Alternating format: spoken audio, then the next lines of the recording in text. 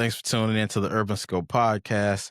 Now, recently, there's been news that Warner Brothers Studios is in production or in the process of filming or uh, pretty much, seeking out a Kobe Bryant movie about the draft night when he was drafted. Of course, he ended up, he got drafted to the Hornets, but he ended up getting traded to the Lakers, which was a mistake for the Hornets in hindsight. And I'll talk about that in a little bit. But this is very exciting news that they actually have the script and they're going to be seeking out, um, trying to get this movie in progress, which it'll be a good timing. 5 years after Kobe's passing, rest in peace to Kobe Bryant. But this movie is going to be a big deal. Now, unfortunately, it's not a biopic. It's just about the draft night and what he went through and things like that. So I'm pretty sure it shouldn't be too long of a movie because it's not a full biopic. It's just about that one draft night in 1996 that he had. One of the best drafts that we've ever seen.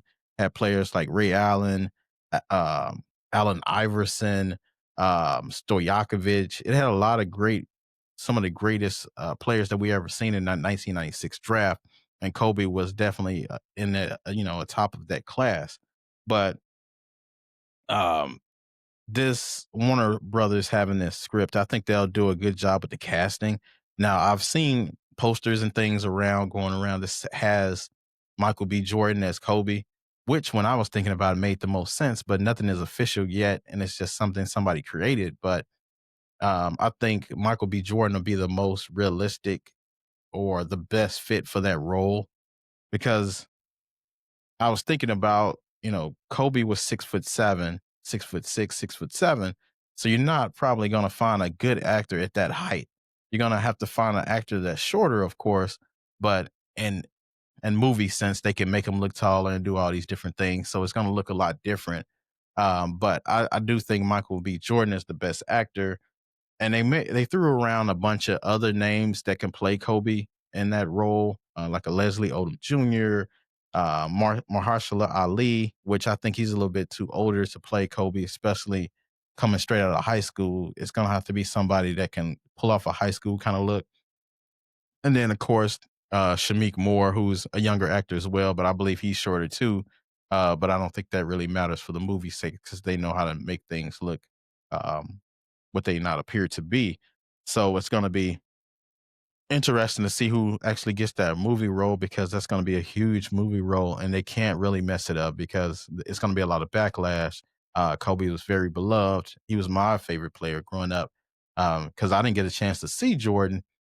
The only time I actually saw Jordan live was in 1996 when he hit the last shot. And I believe I was like 9 years old, uh, or maybe even going on to nine.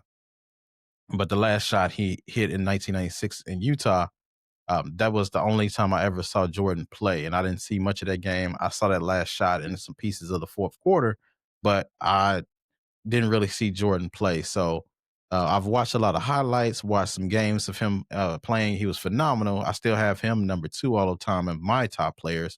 But Kobe Bryant was always my favorite player. Watching him grow up, being a huge fan of the Lakers and Shaquille O'Neal, that whole team they had back there in the early 2000s to, until Shaq left in '04.